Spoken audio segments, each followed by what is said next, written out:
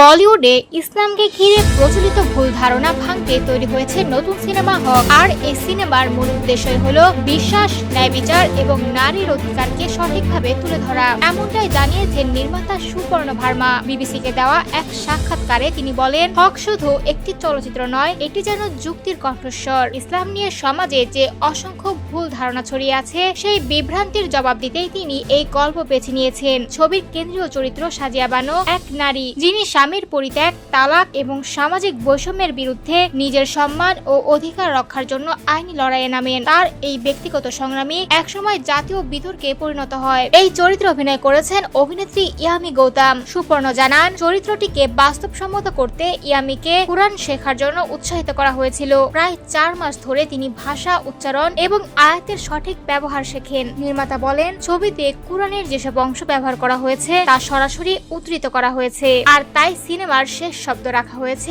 ইকরা। চলচ্চিত্রটিতে শরিয়াহ আইন, 3 তালাক এবং মোহরের মতো গুরুত্বপূর্ণ বিষয়ও তুলে ধরা হয়েছে। সুপর্ণ ভার্মা বলেন, 3 তালাক নিয়ে সমাজে বহু ভুল ধারণা রয়েছে। তিনি দর্শকদের বোঝাতে চেয়েছেন, মোহর আসলে নারীর জন্য একটি সুরক্ষা ব্যবস্থা, শুধুমাত্র আনুষ্ঠানিকতা নয়। তিনি আরো বলেন, আজ আমরা ভ্রান্ত তথ্যের যুগে বাস করছি। ইসলামকে ঘিরে অনেক বিকৃত ধারণা ছড়িয়ে পড়েছে। তাই হক এমন একটি সিনেমা যা শুধু গল্প বলে না, বরং মানুষকে ভাবতে বাধ্য করে। সুপর্ণার ভাষায়, গত 40 বছরে নারীদের বাস্তবতা খুব বেশি বদলায়নি। তখনও তারা পুরুষ শাসিত সমাজে লড়াই করত, এখনো করছে, আর সেই বাস্তবতায় তুলে ধরেছে হক।